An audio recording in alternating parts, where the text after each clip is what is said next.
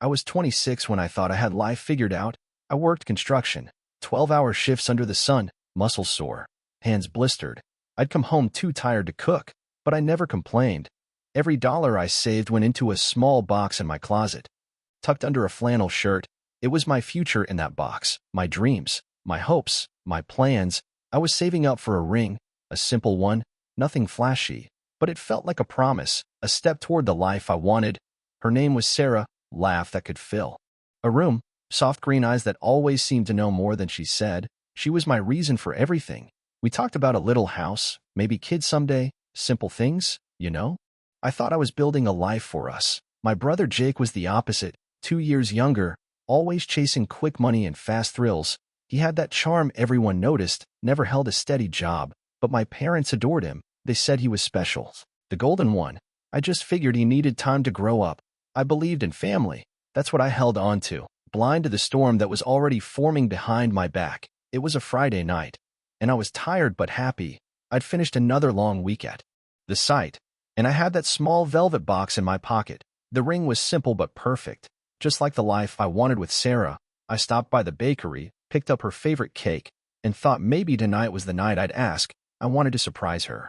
The house was dark when I got there, but I heard faint music and muffled voices upstairs. I smiled, thinking maybe she was watching TV or on the phone.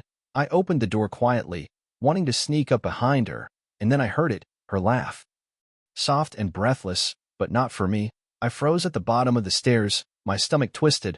I climbed slowly, every step like a punch to the chest, and then I saw them, Jake and Sarah, in my bed, my brother, grinning like a king, her tangled up in sheets.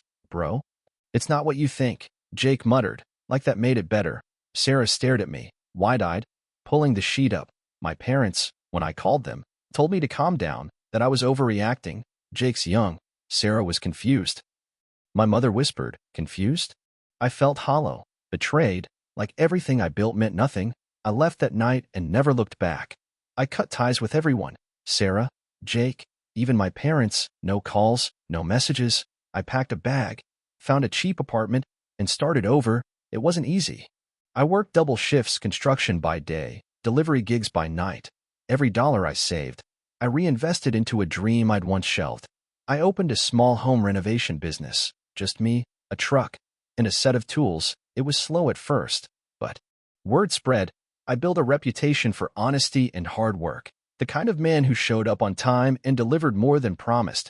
Within a few years, I had a crew, an office, contracts lined up months in advance. Somewhere along the way, I met Lisa, a graphic designer, kind eyes, sharp mind.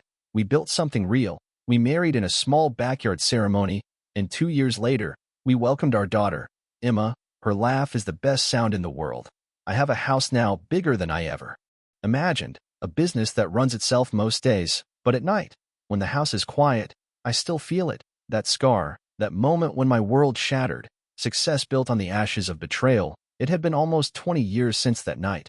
Emma was a teenager now, asking questions about family, about why we didn't visit Grandma and Grandpa.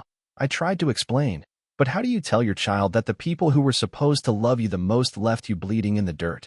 Then, last Thanksgiving, I got a text. My mother, let's talk. It's been long enough, don't you think? Emma begged me to go. Dad, maybe they've changed. Maybe you can forgive them. For me?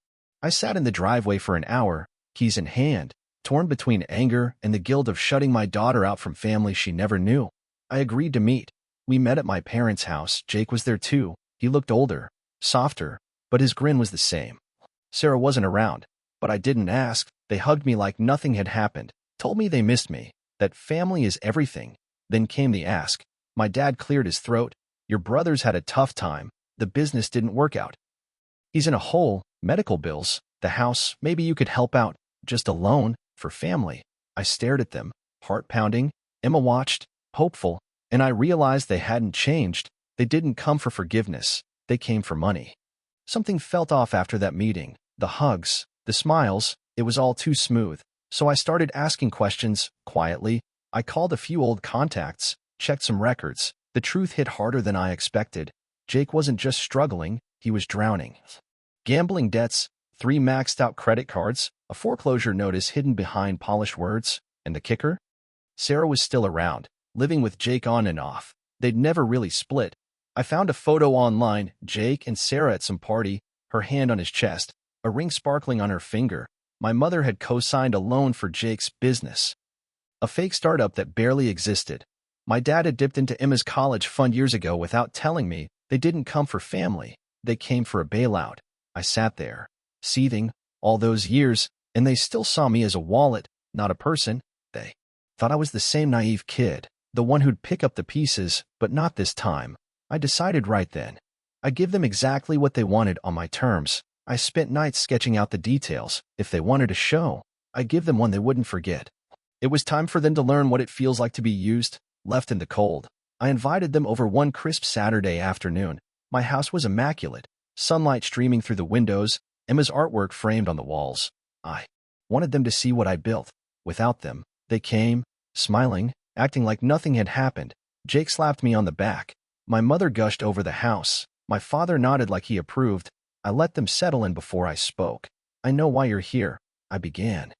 Voice steady, and I know about the gambling, the fake business, the lies, the college fund you drained. The room went silent, their faces frozen. My mom's mouth opened and closed, like a fish gasping for air. Jake's eyes darted, searching for an escape. Jake stammered, "It's not what you think, man. I was gonna pay it back." I cut him off. "With what? The money you wasted? The same lies you told me 20 years ago." Sarah appeared in the doorway then, as if on cue, her smile brittle. I turned to them all, heart racing but my face calm. "You used me, you took what I gave and called it love, but I'm done. You're not welcome here, not in my home, not in my life. You can figure out your mess without me."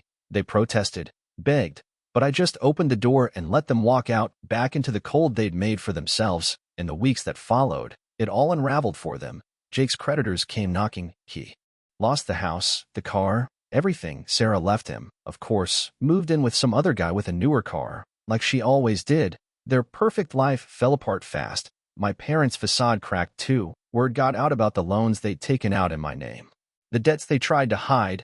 Old family friends distanced themselves. The reputation they'd clung to for so long crumbled.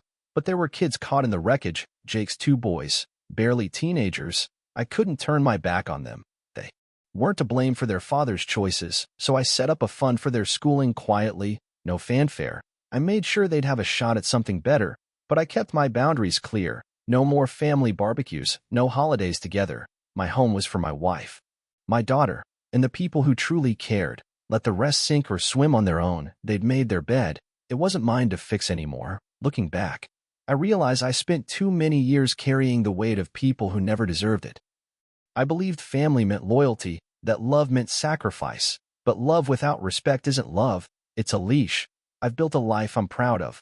My business is thriving, Emma's getting ready for college, and Lisa and I sit on the porch some nights, holding hands, watching the sunset. My home is filled with laughter, with the people who matter. The scars from the past are still there, but they don't control me anymore. They're reminders of what I survived, not what defines me. If I've learned anything, it's this. Family isn't who you share blood with. It's who shows up when you're broken and helps you heal. And now, when I hear that knock on the door, I don't answer out of obligation. I open it for those who have earned a place in my life. I'm not the bridge they burn and expect to rebuild. I'm the road they lost when they chose their own selfish path. I'm no longer the fixer of their problems. I'm my own foundation, and I'm finally standing tall. Family? That's not who betrays you. Family is who stays when the storm hits.